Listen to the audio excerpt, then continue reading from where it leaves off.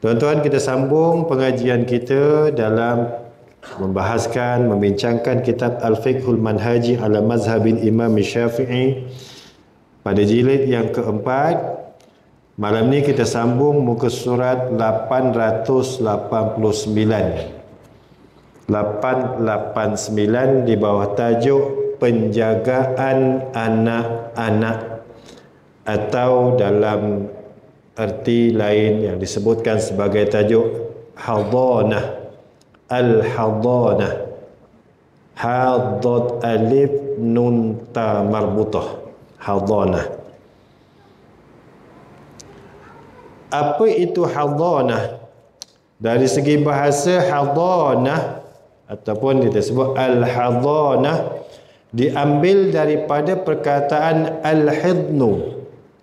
Al-hidnu, alif lam hadat nun, yang bermaksud lambung badan, iaitu tepi atau sisi badan. Ni geger sebelah tepi ni, kanan ataupun kiri. Ini kerana penjaga mengambil orang yang dijaga lalu diletakkan di sisinya. Ini segi bahasa.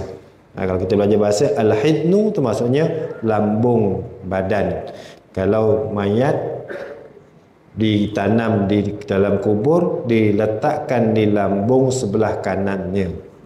Dan kanan ke kiri? Kanan, ya? Kanan.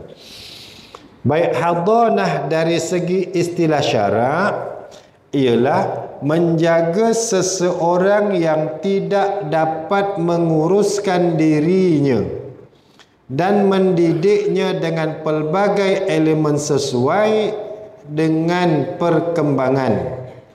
Bagi kanak-kanak yang masih kecil, hadanah berakhir sehinggalah umurnya mumayyiz. Maksudnya, tuan-tuan, hak penjagaan ataupun tanggungjawab menjaga seseorang.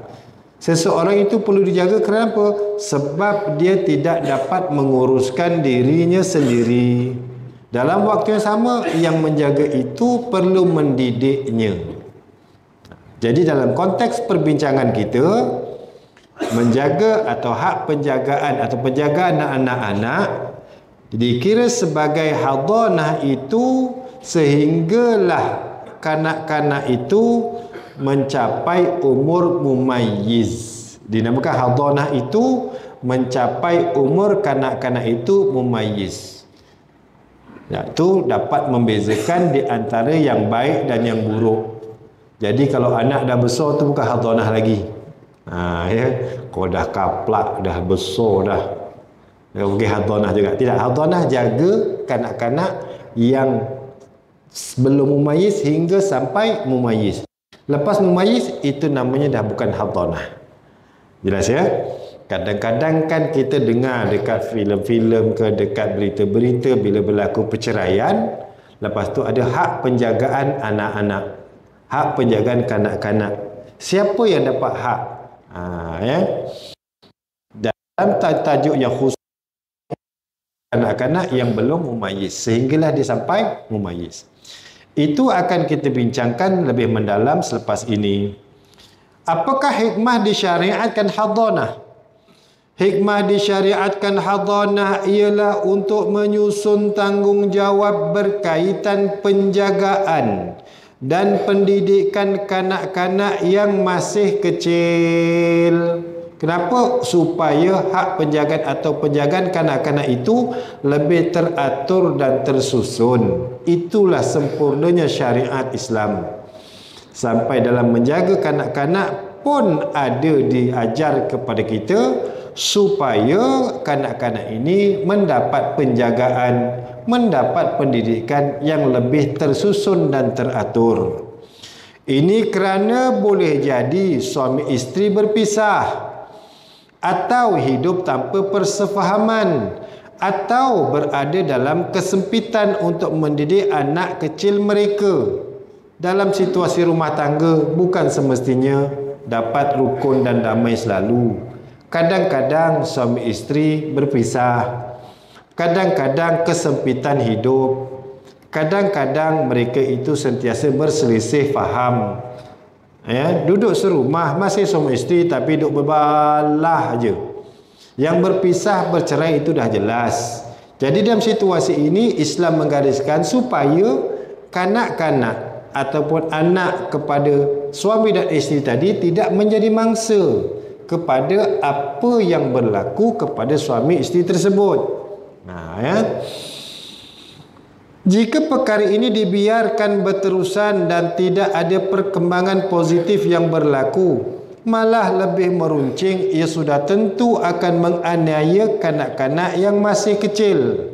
Boleh jadi apa yang berlaku menjadi penyebab kecelakaan dan kehancuran masa depan kanak-kanak tersebut. Oh, tadi ada satu tertinggal, menjaga hak mendidik kanak-kanak selepas umur mumayyiz sehinggalah balik tidak dinamakan fayadun. Baik, selesai. Tadi kanak-kanak yang masih kecil hingga mumayyiz namakan hadhanah. Kanak-kanak yang dah mumayyiz sampailah balik itu dinamakan sebagai al-kafalah. Ya, bukan hadhanah lagi. Baik. Oleh itu perlu wujud peraturan menyeluruh yang menentukan pihak yang bertanggungjawab dalam menjaga dan mendidik anak-anak kecil. Penentuan tersebut hendaklah dilakukan berdasarkan prioriti apa? Nak baca dia susah. Keutamaan lah. Allah. Aulawiyat. Agar kebajikan anak-anak tidak terjejas sekiranya berlaku perpecahan atau perselisihan di antara para penjaga. Kalau hidup aman, damai, rukun, sempurna macam biasa, okey, tak ada masalah. Kalau berlaku perselisihan, apatah lagi kalau berlaku perpisahan antara suami isteri, maka Islam gariskan siapa yang mesti memberikan ataupun mendapat hak untuk menjaga anak-anak tersebut. Bukan sekadar hak, tetapi hak itu juga dilaksanakan disertai dengan pendidikan. Maka kalau dah begitu, tidaklah berlaku penganiayaan kepada anak-anak tersebut. Baik, seterusnya 890 baru masuk tajuk. Siapa yang lebih berhak menjaga anak-anak? Pasangan suami isteri yang bercerai dan mempunyai anak lelaki ataupun perempuan yang masih kecil dan belum mencapai usia mumayyiz, ibu lebih berhak terhadap hak penjagaannya. Kanak-kanak yang belum mumayyiz, contoh setahun, 8 bulan, kalau dibagi sesuatu yang antara yang baik dan yang buruk, dia belum dapat membezakan. Itu dia belum mumayyiz. Maka pada waktu itu, kalau berlaku perceraian, maka isteri yang lebih berhak dalam mendapat hak penjagaan anak-anak tersebut. Kenapa ibu lebih berhak? Bukan bapa. Si bapa pun mempertahankan, aku yang bagi nafkah. Si ibu pula cakap, aku yang melahirkan. Dah gaduh. Kan ada isu tuan-tuan, kalau tak kerana aku, mana mungkin dia lahir. Si bapa pun cakap, kalau tak kerana aku, dia pun tak boleh wujud. Macam-macam lah. Kita tengok. Ibu lebih berhak daripada bapa dalam menjaga anak kecil kerana, pertama, seorang ibu lebih kasih dan lebih sabar menanggung bebanan menjaga dan mendidik anak kecil. Ini secara umumnya itulah sifat seorang ibu. Nanti yang lelaki tak terimalah. Aku pun sabar juga tuan-tuan. Jangan cakap kita sabar ke tak. Kita tak mengandung tuan-tuan. Betul. Si ibu bawa 9 bulan tu, dari kecil sampai ke besar, kita tak buat apa. Bawalah perut kita. Tu kat situ dah nampak sabarnya kan tuan-tuan. Yang kita tak sabar, cepatlah bersalin. Yang kedua, ibu lebih lembut dalam menjaga dan mendidik anak-anak. Ibu juga lebih mampu memberikan kasih sayang dan kecintaan yang diperlukan oleh anak-anak kecil. Inilah naluri manusia Yang bila nampak anak kecil, kebiasaannya yang lebih cenderung kepada lebih kasih sayang, lebih lemah lembut, lebih caring, lebih mengambil berat adalah orang perempuan, ibu. Ini kelazimannya. Dalil ibu lebih berhak terhadap hak penjagaan. Dalil hak penjagaan adalah hak ibu dan dia lebih layak daripada bapa adalah hadis Rasulullah sallallahu alaihi wasallam. Abdullah bin Amr radhiyallahu anhuma berkata, seorang wanita datang berjumpa Rasulullah sallallahu alaihi wasallam dan berkata, wahai Rasulullah, sesungguhnya anakku ini perut akulah yang mengandungnya, susu akulah yang diminumnya, dan riba akulah tempat ribaannya. Bapanya telah menceraikanku dan sekarang dia ingin mengambil anakku. Ini dia ngadu pada Nabi. Anakku ini akulah yang mengandungkan, akulah yang menyusukan, dialah tidur dengan riba aku. Sekarang bapaknya ni dah ceraikan aku. Dah tu dia nak ambil pula anak ini. Dia ngadu pada Nabi, maka Nabi lantas menjawab, anti ahaqqu bihi ma lam tankihi.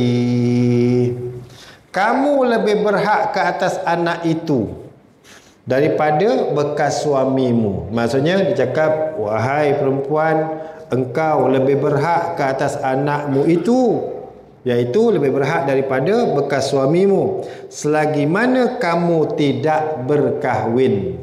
Selagi mana dia belum berkahwin lain, maka yang berhak untuk menjaga anak yang belum mumayyiz itu lebih berhak adalah isterinya. Jelas ya, ibunya, ibu kanak-kanak tadilah. Bukan isteri dia. Kalau isteri dia dah tak jadi isteri dah, ni bekas isteri lah. Maknanya ibu kepada kanak-kanak tersebut. Tapi kalau kita cakap isteri, maknanya belum cerai lagi ya. Mungkin isteri yang lain. Ni dalam istilah bahasa lah. Baik, dah selesai. Berlaku perceraian, kanak-kanak yang belum mumayyiz, siapa yang lebih berhak adalah ibu kanak-kanak tersebut. Selepas ibu, siapakah yang lebih berhak? Contohlah ranking dari segi ranking. Pertama, ibu kanak-kanak tadi. Lepas tu siapa pula? Ni tuan-tuan, kita masuk tak senarai suami ni. Jika ibu kepada anak tersebut tiada atau ada tetapi tidak mahu menjaganya. Ni kalau dalam perundangan kita nanti dibicarakan lah. Kalau suami juga menuntut, dia kena tuntut ataupun dia kena pasanglah peguam. Kenalah nyatakan kenapa si bekas isteri itu tidak layak untuk mendapat hak penjagaan. Tetapi secara umumnya asasnya adalah si ibu kepada kanak-kanak tadi yang lebih berhak. Tetapi sekiranya hendak dicabar, contoh si suami atau si lelaki tadi tidak percaya dengan perempuan tersebut, mungkin kerana akhlaknya, mungkin kerana pelbagai sudut, maka bolehlah dicabar di mahkamah, maka hakim yang akan menentukan. Baik, tiba-tiba contohlah ibu kepada kanak-kanak tadi, dia tak nak, aku tak naklah jaga anak aku ni, contoh ya. Ataupun tak ada, meninggallah dia, dah jaga kejap meninggal, contoh ya. Orang yang lebih berhak menjaganya ialah nenek sebelah ibu, iaitu ibu kepada ibu dan ke atas. Maksudnya apa tuan-tuan? Mak mertua si bekas suami tadi. Ibu kepada ibu dan ke atas, nenek baby tadi. Lepas nenek, atas nenek dia, atas dia lagi dan ke atas kalau ada lagi lah. Tujuannya supaya nenek melalui sifat keperempuanannya dapat memberikan penjagaan dan kasih sayang kepada anak tersebut. Didahulukan pihak terdekat di kalangan yang dekat. Maksudnya ikut kedudukan lah. Ibunya tak ada, ibunya tak nak, naik kepada neneknya. Neneknya contoh tak nak juga, naik kepada nenek apa? Buyutnya lah. Itu yang kita tahu. Dan ke atas lah. Gitu. Mana suami kau tak ada tuan-tuan? Selepas itu nenek sebelah bapa. Contoh daripada nenek, ibu, nenek ke atas dah tak ada. Nenek dah tak ada, ibu tak nak jaga. Siapa tuan-tuan? Nenek sebelah bapa. Ni bekas suami ni ada mak, mak dia ke dia boleh jaga. Ranking selepas bahagian susunan sebelah perempuan. Dah tak ada, barulah beralih kepada itu pun ibu kepada bekas suami, ibu kepada bapa kanak-kanak tersebut. Seterusnya ibu-ibu kepada nenek tersebut dan ke atas lah. Sebelah nenek dan seterusnya ke atas. Didahulukan pihak terdekat di kalangan yang dekat. Nampak tuan-tuan? Contohlah nenek pun tak ada. Nenek sebelah bapa dah tak ada. Ni kanak-kanak seorang ni. Siapa nak jaga ni? Umur baru 8 bulan, umur baru setahun, belum mumayyiz. Duk siapa nak jaga? Seterusnya, adik-beradik perempuan seibu sebapa. Kemudian adik-beradik perempuan sebapa. Kemudian adik-beradik perempuan seibu. Semuanya daripada sebelah perempuan dulu. Tak sebut pun bapa. Sebab tu masih dalam kelompok ataupun dalam golongan kanak-kanak yang belum mumayyiz. Nanti kalau dah naik, dah dewasa, dah lepas mumayyiz tu cerita kemudian lah. Selepas itu ibu saudara sebelah ibu dan kemudiannya ibu saudara sebelah bapa.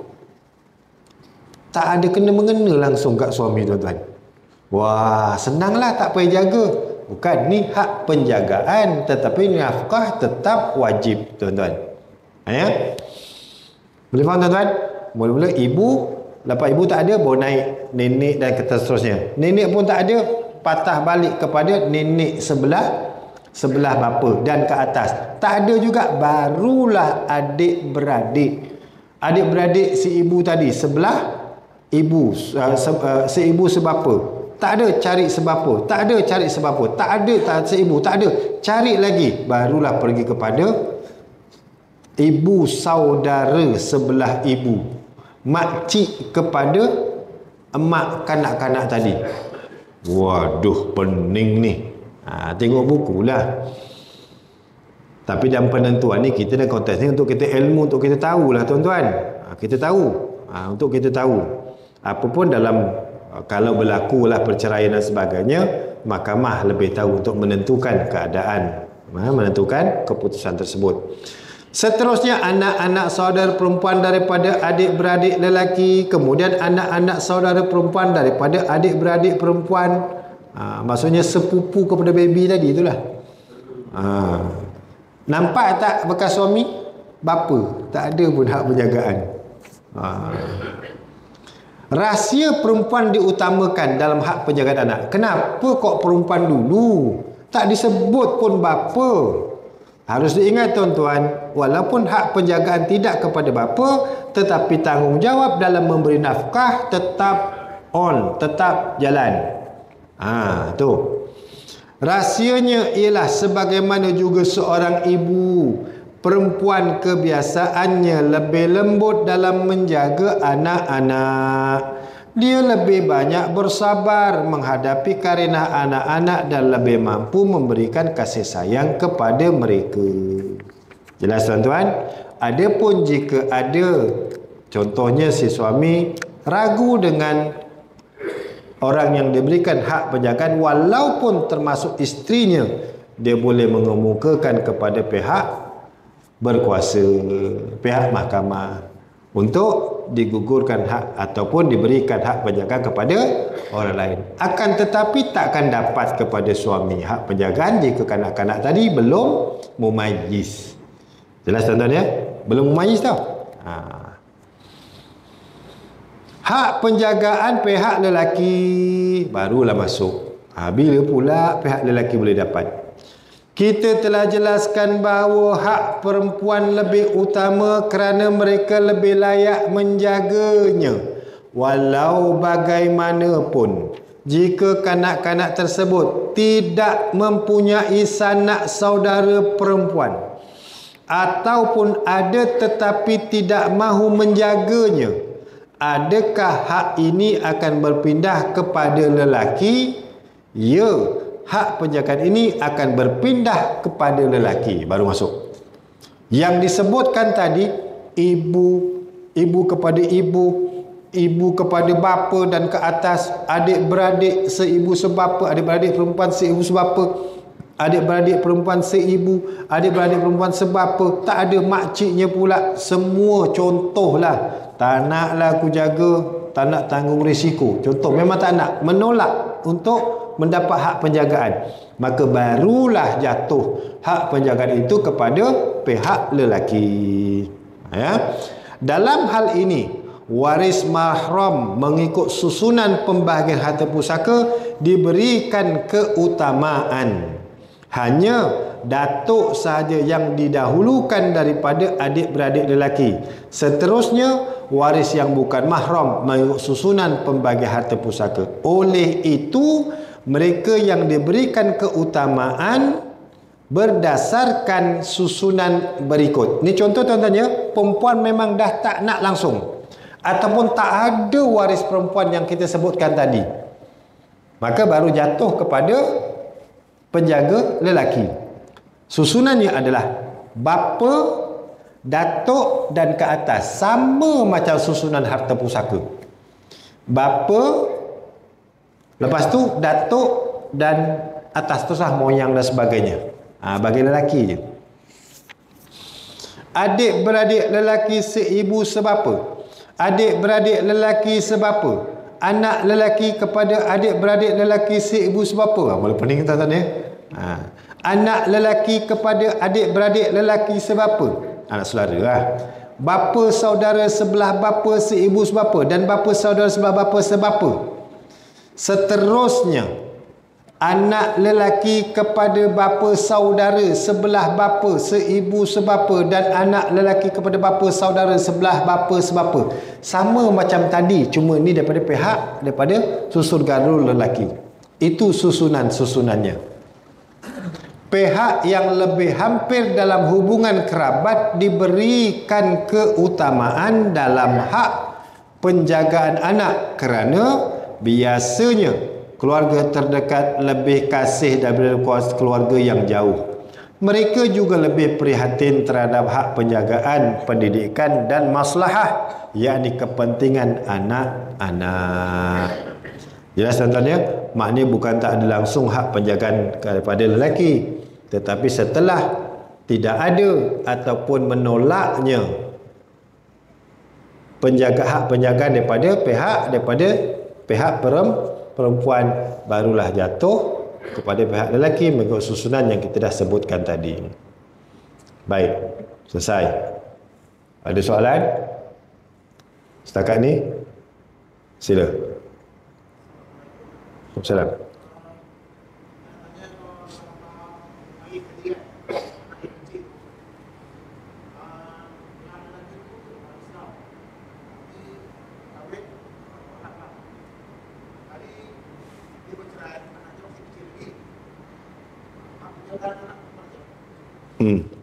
Masih Islam lagi lah. Masih Islam lagi ke dah keluar dari Islam?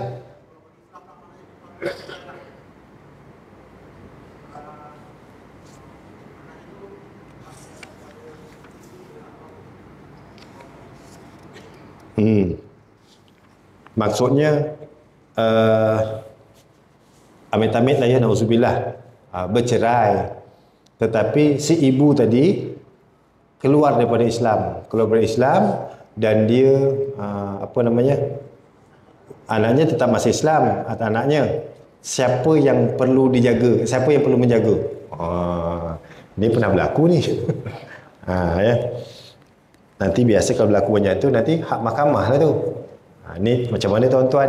Memang perundangan di tempat kita begitu. Kalau dia keluar daripada Islam, bukan Islam dah tak ada hak untuk menjaga. Dah tak ada hak untuk menjaga tuan-tuan. Dia tak ada hak untuk menjaga kanak-kanak yang belum mumayyiz, sedangkan dia telah terkeluar atau keluar daripada Islam. Jelas ya? Tetapi kan tuan-tuan, dalam perundangan di tempat kita, nanti bolehlah dibawa ke mahkamah sivil dan sebagainya. Di situ nanti secara automatik daripada hukum yang telah ditetapkan oleh mahkamah syariah, dia akan dibatalkan oleh pihak mahkamah yang bukan syariah. Ini yang sebagaimana yang berlaku, yang pernah kita tengok, yang pernah kita baca, yang pernah viral dan sebagainya. Ya tuan-tuan, nak macam mana kan? Ya, sebab itulah kena perkasakan mahkamah syariah. Perkasakan itu maksudnya diletakkan hukum Islam ini berada pada tempatnya. Al-Islamu ya'lu wa la yu'la alaihi. Kan? Baik. Mana tadi? Ya, kok dah hilang. Baik, ketika terdapat semua waris lelaki dan perempuan, ni semua ada. Jika terdapat semua waris lelaki dan perempuan dan masing-masing ingin mendapatkan hak penjagaan. Ni masing-masing nak. Ni biasa berlaku. Berbalah. Anak aku. Aku nak jaga. Pihak yang diberikan keutamaan adalah berdasarkan susunan berikut. Ni masing-masing nak jaga. Ibu berdasarkan hadis yang diriwayatkan oleh Abu Daud sebelum ini. Ranking pertama tetap ibu.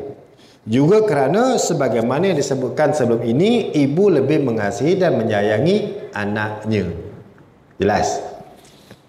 Maksudnya ibu kepada kanak-kanak tadi tuan-tuan ya. Ini masih dalam perbincangan kanak-kanak yang belum mumayyiz. Baik. Nenek iaitu ibu kepada ibu dan ke atas, kerana kasih sayang yang mereka miliki lebih hampir kepada kasih sayang seorang ibu. Didahulukan pihak terdekat di kalangan yang dekat. Tuan-tuan, berbeza dengan nafkah tuan-tuan ya. Hari itu kita dah bincang nafkah. Kalau seorang lelaki meninggal dunia, meninggalkan seorang perempuan, isteri dan juga anak-anak yang masih kecil, siapa yang lebih wajib ataupun diwajibkan ke atasnya untuk memberi nafkah kepada anak tersebut? Siapa tuan-tuan?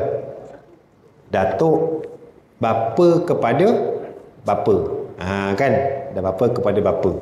Itu nafkah tuan-tuan ya. Ni hak penjagaan beza. Baik. Ibu, lepas tu nenek, iaitu ibu kepada ibu. Baik, seterusnya. Bapa kerana ia adalah asal kepada keturunan. Ni dapat juga. Ini didetailkan daripada apa yang kita bincangkan sebelum ini. Ini susunan apabila berlaku banyaknya waris dan masing-masing nak menjaga, masing-masing nak dapatkan hak penjagaan. Lepas itu nenek iaitu ibu kepada bapa, seterusnya datuk bapa kepada bapa. Adik-beradik perempuan seibu sebapa, seterusnya adik-beradik lelaki seibu sebapa, dan begitulah seterusnya. Biasa realitinya kalau dah jauh memang tak adalah. Ya, tetapi kalau ikut susunan begitulah. Yang penting ibu kepada ibu, suami ibu kepada bersuami pula bapa lah tuan-tuan. Suami dah bercerai, tak ada suami dah. Bekas suami, bekas suami, ibu kepada bekas suami. Kemudiannya datuk iaitu bapa kepada bapa. Dia tak sebut bapa kepada ibu, tak disebut. Jika mereka berada pada kedudukan yang sama, yakni dalam hierarki kekeluargaan, dan mereka terdiri daripada lelaki dan perempuan seperti adik-beradik seibu sebapa, adik-beradik perempuan perlu diutamakan daripada adik-beradik lelaki memandangkan kemampuan dan kelayakan mereka dalam menjaga anak-anak. Level sama, ibunya dah tak nak jaga, neneknya tak nak jaga, bekas suami pun tak nak jaga, bapa tadi tak nak jaga, nenek dah tak ada, datuk dah tak ada, yang ada hanya adik-beradik lelaki dan perempuan. Dah azan dah ya? Belum?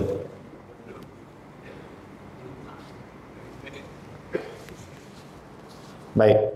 Maka contoh tuan-tuan, adik-beradik lelaki dan adik-beradik perempuan masing-masing nak. Maka siapa yang diutamakan adalah daripada adik-beradik perempuan.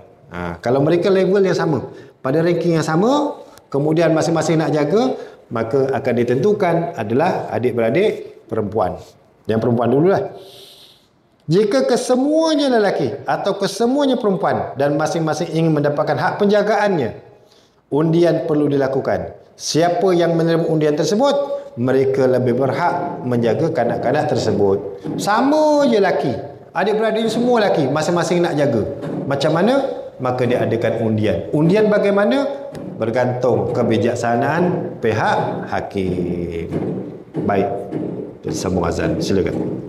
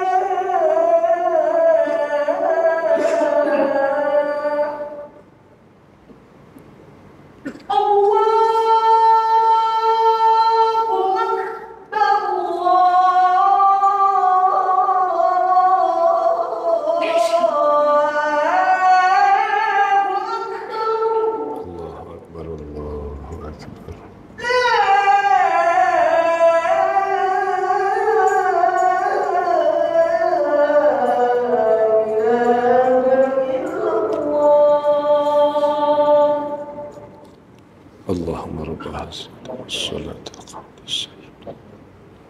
wa ba'athu maqamam mahmud. Tempoh penjagaan anak. Dari segi perspektif syarak, tempoh penjagaan kanak-kanak berterusan sehingga setelah sempurna sifat mumayiznya. Maksud mumayyiz ialah kanak-kanak tersebut boleh menguruskan hidup yang khusus untuk mereka tanpa memerlukan bantuan orang lain. Maksud urusan hidup yang khusus untuk mereka ialah mengambil makanan dan minuman, membuang air besar, membersihkan diri daripada kotoran, boleh bersuci seperti mengambil wuduk dan sebagainya. Biasanya umur mumayyiz ialah 7 tahun.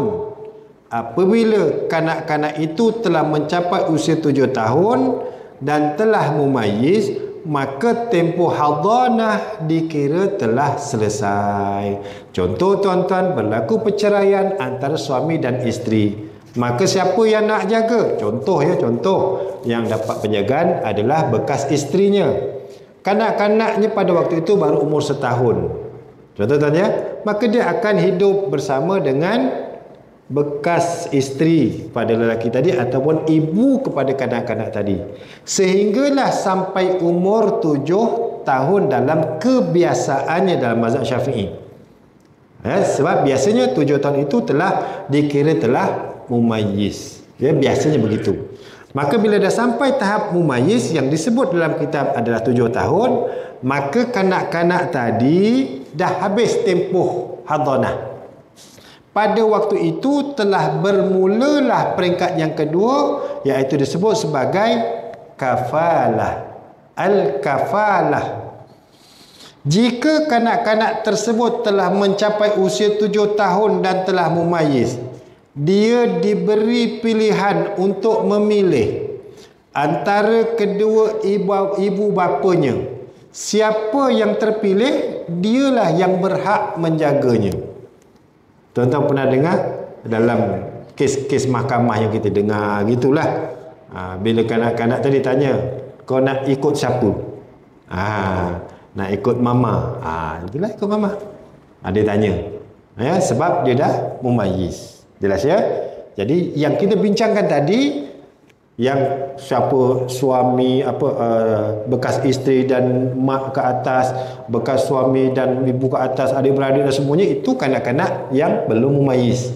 Dah tuan-tuan, dah mumayyiz, maka kanak-kanak tadi boleh memilih dia nak ikut siapa. Dalilnya adalah hadis daripada Abu Hurairah radhiyallahu anhu, Nabi sallallahu alaihi wasallam telah memberi pilihan kepada seorang kanak-kanak di antara ibunya dan bapanya. Dalam riwayat di sisi Abu Daud dan selainnya disebutkan, seorang perempuan datang mengadu, "Wahai Rasulullah, sesungguhnya bekas suamiku ingin mengambil anakku. Anakku telah memberiku minum daripada telaga Abu Inabah." Telaga Abu Inabah ni telaga yang khusus, yang kedudukan jauh. Tuan-tuan boleh baca nota kaki tu. "Sesungguhnya dia amat bermanfaat kepadaku." Rasulullah sallallahu alaihi wasallam bersabda, iaitu kepada perempuan itu dan bekas suaminya, "Buatlah undian untuk mendapatkan anak kamu." Ni ngadu pada Nabi ni, suami aku, bekas suami aku nak ambil anak aku ni macam mana, sedangkan anak aku ini dah memberikan sesuatu pada aku dan aku amat memerlukannya, bahasa mudah gitu lah. Jadi macam mana ya Rasulullah? Panggil bekas suami isteri tadi, kena undi. Bekas suami perempuan tersebut berkata, "Siapa yang mahu bertelagah denganku pada anakku?" Nabi sallallahu alaihi wasallam bersabda kepada si anak, "Ini bapa kamu dan ini ibu kamu. Peganglah tangan siapa yang kamu pilih." Anak tersebut memegang tangan ibunya, lalu si ibu beredar membawa anaknya pulang. Nabi jadi hakim. Ini mak engkau, ini bapa engkau. Kau kena pegang tangannya, mana yang kau nak ikut. Maka anak tadi pegang tangan ibu, maka ibu tadi bawa anaknya beredar. Pak ya, telaga Inabah iaitu telaga tertentu, zahir hadis menunjukkan ia terletak tempat yang jauh. Perempuan tersebut bermaksud anaknya telah besar dan mampu menolongnya. Anak tadi dah mumayyiz, dah besar dan dia mampu menolong buat kerja dengan ibunya. Dialah yang mendidiknya ketika kecil, ketika anaknya tidak dapat memberikan apa-apa pertolongan kepadanya. Kan tadi dia ngadu kat Nabi, anakku ini telah memberikan aku inabah. Ditafsirkan hadis ini bahawa anak perempuan tadi telah mampu menolong ibunya. Ya, dah mampulah tolong ibunya. Sedangkan masa kecil dulu dia tak tahu apa-apa pun. Jadi dididik dengan tangan ibu tadi hinggalah dia mampu menolong ibunya. Tapi Nabi buat bagaimana? Suruh anak tadi buat pilihan. Jika kanak-kanak mumayyiz, ni tuan-tuan ya. Jika kanak-kanak mumayyiz tersebut memilih bapanya, kemudian bapanya hilang atau tidak layak menjaganya lagi. Ini bapa ke pun tak tahu. Time buat pilihan, anak tadi pilih bapa. Siapa berhak? Bapa lah jaga. Dah dapat hak penjagaan, tiba-tiba menghilang. Ataupun tidak layak menjaganya lagi. Bagaimana tuan-tuan? Datuk atau keturunan di atas yang lebih berhak menggantikannya. Sebab anak tadi memilih bapanya. Contoh, bapanya hilang entah ke mana, lari dan sebagainya. Maka siapa yang kena jaga? Naik ke atas. Bapa kepada bapa dan seterusnya ke atas.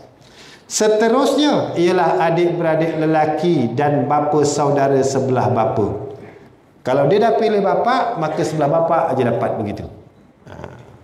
Seterusnya anak lelaki kepada bapa saudara sebelah bapa, iaitu sepupu, sewaktu ketiadaan mereka berdua. Begitulah seterusnya berdasarkan turutan yang telah kami sebutkan sebelum ini. Maka timbul persoalan, macam mana pula kalau perempuan ataupun kanak-kanak tadi 7 tahun, 8 tahun, 10 tahun kanak-kanak perempuan, tiba-tiba sepupunya pula jaga. Macam mana tuan-tuan? Ini bahaya ni, silap-silap dikahwini terus. Tengok tuan-tuan. Jika anak itu seorang gadis yang boleh memikat hati atau gadis remaja yang hampir baligh. Tuan-tuan ya, kalau dah baligh tu dah tak boleh jaga lah. Itu carikan suami je. Ini masih kanak-kanak, contoh 7 tahun, 8 tahun, 9 tahun. Tapi dia ni bolehlah memikat, dah boleh nampak gaya, nampak dah macam perawan lah. Tuan-tuan ya, dia tidak boleh diletakkan di bawah jagaan sepupunya. Tadi kan ikut ranking boleh sampai ke sepupu tadi tuan-tuan ya. Daripada bapa menghilang, dia naik kepada datuk contoh tak ada, adik-beradik dan seterusnya, sampai satu tahap kepada sepupunya pun boleh jaga. Disebut sebagai anak bapa saudara lelaki, maksud sepupu lah. Maka pada waktu itu dia tidak boleh diletakkan di bawah jagaan sepupunya. Jika tidak ada kaum keluarga selain sepupunya, dia wajib dijaga oleh seorang perempuan yang boleh dipercayai dan dibantu oleh sepupunya. Dah tak ada orang lain, cuma dia je satu sepupu lelaki. Jadi macam mana? Wajib diberikan kepada seorang perempuan yang boleh dipercayai. Maka pihak pemerintah hakim akan memilih mana-mana perempuan yang layak untuk menjaganya dengan dibantu oleh sepupunya tadi. Kenapa tuan-tuan? Sebab dibimbangi berlaku sesuatu yang memudaratkan. Baik, sikit lagi.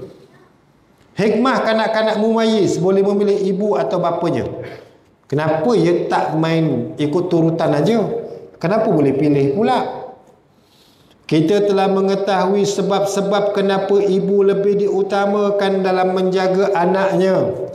Kita juga mengetahui kenapa masa penjagaan berakhir setelah kanak-kanak tersebut mumayyiz.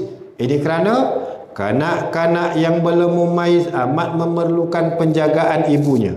Bapa atau lelaki lain tidak mampu memenuhi keperluan tersebut. Jelas, yang belum mumayyiz, yang lebih dekat, yang lebih ada rasa bertanggungjawab, kasih sayang, lemah lembut adalah perempuan, ibu dan juga ikut turutan yang kita bincangkan tadi. Kafalah, iaitu apa kafalah tuan-tuan? Apabila kanak-kanak tadi dah sampai umur mumayyiz, biasanya 7 tahun. Berbeza dengan hadhanah kerana ia adalah penjagaan umum.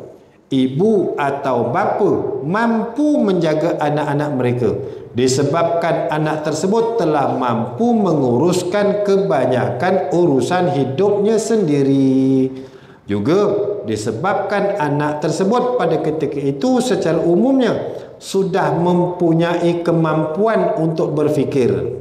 Sesuai dengan keadaan ini, anak-anak diberi pilihan untuk memilih salah seorang daripada ibu bapa mereka atau sesiapa yang mampu menggantikan tempat ibu bapa mereka.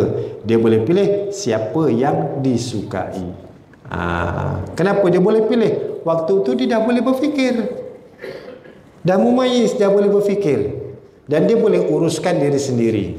Kan tadi yang disebutkan sebagai setelah melepasi mumayyiz, dia dah boleh menguruskan hidup diri sendiri, segi makan, minum, buang air, mandi, wuduk dan sebagainya.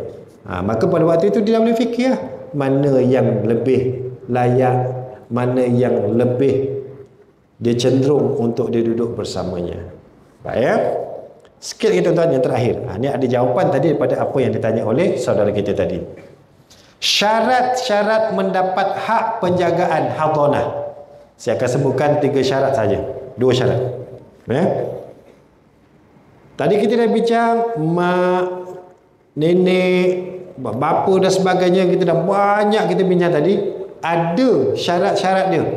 Bukan main letak aja. Ibu pun letak aja ibu. Dia ada syarat dia tuan-tuan.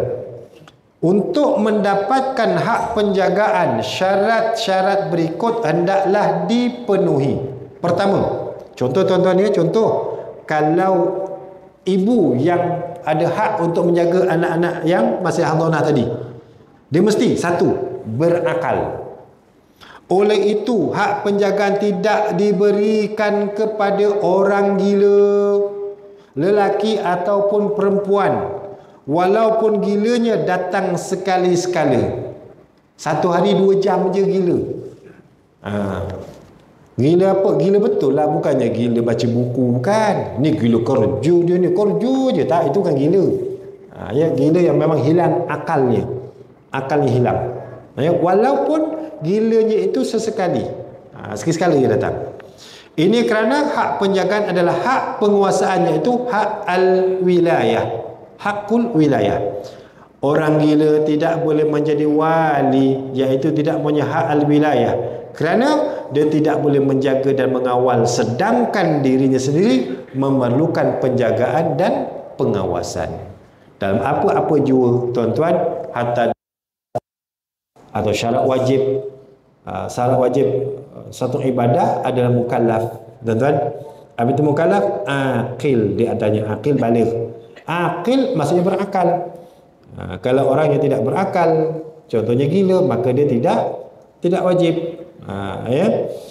Jadi apatah lagi dalam hak penjagaan anak-anak pun begitu. Mestilah seorang itu berakal. Contohlah tuan-tuan, memanglah ibu lebih layak untuk menjaga. Rupanya ibu ada penyakit. Apa penyakitnya? Gila. Bila gila, seminggu 2 kali, 3 kali gila. Contoh tuan-tuan ya. Maka waktu itu dia hilang kelayakan untuk atau hak penjagaan. Yang kedua, dia yang kedua, kita jawab soalan apa yang ditanyakan tadi. Jika kanak-kanak tersebut seorang Islam, walau daripada segi hukumnya sahaja, iaitu ketika ibu atau bapanya Islam, dia mestilah mengikut ibu atau bapanya yang paling mulia daripada segi agamanya. Tuan-tuan, orang kafir tidak harus diberikan hak penjagaan kanak-kanak Islam. Ini kerana hak penjagaan adalah hak penguasaan, iaitu hakul wilayah. Orang kafir tidak mempunyai hak penguasaan, iaitu al-wilayah terhadap orang. Orang kafir tak ada hak pun ke atas kita, tuan-tuan. Dia tak ada kuasa pun ke atas kita. Ini benar. Mungkin ubah agama anaknya dengan apa cara sekalipun. Tetapi jika kanak-kanak tersebut seorang kafir, orang Islam atau kafir boleh menjaganya. Kalau dia memang kafir, maka anak ataupun ibu atau bapanya yang dia bukan yang Islam atau bukan Islam ada hak untuk menjaganya. Macam mana pula kita hukumkan anak itu sebagai seorang Islam? Contoh lahir, belum baligh, belum mumayyiz, asalnya ibu bapanya Islam, sebagaimana yang soalan yang nyatakan tadi. Cuma bila berpisah, contoh tuan-tuannya, si isteri tadi keluar daripada Islam, adakah dia boleh jaga? Hatta tuan-tuan, contohnya na'udzubillah berlaku, kalau asalnya berlaku perceraian, isteri itu baru masuk Islam, dia berkahwinlah dengan lelaki. Ni saya bagi contoh tuan-tuan ya. Lepas tu berlaku perceraian. Bila berlaku perceraian, siapa yang lebih berhak menjaga hadanah? Adalah si ibu. Waktu tu masih Islam. Dia jaga, tiba-tibalah dia keluar daripada Islam, na'udzubillah. Dia keluar daripada Islam. Waktu itu gugur hak dia untuk menjaga kanak-kanak tersebut. Ini dalam hukum Islam. Akan balik kepada siapa? Ibu kepada ibu. Kalau Islam, kalau bukan Islam, automatik dia akan beralih kepada yang Islam, lelaki. Habis tu Ustaz, sebelum ni tuan-tuan jangan, yang sebelum ni macam mana Ustaz? Lagilah ibunya Islam, bapaknya yang bukan Islam. Ada kan tuan-tuan sampai tangis-tangisan lepas mahkamah tuan-tuan? Ibunya Islam, bapaknya yang bukan Islam. Yang dapat hak penjagaan kok bapaknya, walhal ibunya sepatutnya. Walaupun dia kalau dah mumayyiz pun dia berhak untuk memilih. Betul tuan-tuan? Harus diingat, adakah dia di dalam konteks hukum Islam? Dalam hukum sivil tuan-tuan, hukum yang dicipta oleh bukan Islam, maka mana mungkin dia berpihak kepada kita? Ya tuan-tuan, ini yang perlu kita lihat. Yang kita belajar semua ini adalah daripada syariat, ataupun yang mudahnya kalau dibicarakan di dalam mahkamah syariah lah begini. Ya. Baik. Yang ketiga dan seterusnya kita akan bincang dalam pertemuan akan datang. Tuan-tuan, apapun berakal dan Islam yang kedua tadi, yang menjawab persoalan apa yang telah dinyatakan oleh saudara kita tadi insya-Allah. Kita akan sambung dalam pertemuan akan datang minggu depan. Minggu pertama kita masuk minggu yang kedua, Selasa malam Rabu kita akan bincangkan tajuk hadanah ni, rasa insya-Allah habis, dan seterusnya kita akan masuk hukum ataupun tajuk penyusuan. Ni maka dia cerita anak susuan macam mana ni. Nanti kita akan belajar, bukan belajar nyusu tak. Pentingnya penyusuan dalam Islam ni.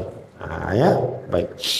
Tuan-tuan jangan lupa saya promosi untuk malam esok kuliah berjalan seperti biasa, tetapi kuliah itu akan membincangkan tentang tajuk Maulidur Rasul. Mudahnya ceramah Maulidur Rasul lah tuan-tuan. Jadi war-warkanlah kepada saudara-saudara kita yang lain supaya memenuhi majlis ilmu. Ya, sayang sebab kita ada masjid yang besar, yang selesa, setiap malam ada kuliah, setiap malam ada majlis ilmu. Tapi kalau kita tidak dapat merebut peluang tersebut, rugi tuan-tuan. Sekurang-kurangnya bukan sekadar ilmu yang kita dapat, tetapi pahala yang kita tak nampak depan mata kita sebenarnya sentiasa mengalir dan didoakan oleh para malaikat bila kita berada dalam majlis ilmu. Jadi sama-sama kita berniat, sama-sama kita berazam untuk kita berada antara maghrib dan isyak di masjid kita ini, supaya majlis-majlis ilmu lebih subur, dan insya-Allah kita akan dapat keberkatan daripada Allah Subhanahu wa taala. Seminit dua untuk soalan barangkali. Tak ada. Kalau ada bolehlah kita borak-borak kat belakang, kat kedai minum ke, kena teh tarik secawan, kita boleh cerita insya-Allah. Wallahu a'lam. A'udzubillahi minasyaitonir rajim. Bismillahirrahmanirrahim. Alhamdulillahirabbil alamin. Wassalatu wassalamu ala asyrafil anbiya'i wal mursalin wa ala alihi wa sahbihi ajma'in. Allahumma ij'al jam'ana hadza jam'an marhuma wa tafarruqana min ba'dihi tafarruqan ma'suma. Allahumma inna na'udzubika min 'ilmin la yanfa' wa min qalbin la yakhsha' wa 'ainin la tadma' wa min nafsin la tashba' min du'a'i la yustajabu lah. Rabbana atina fid dunya hasanah wa fil akhirati hasanatan wa qina 'adzaban nar. Wa sallallahu ala sayyidina Muhammad wa ala alihi wa sahbihi wa baraka wa sallam.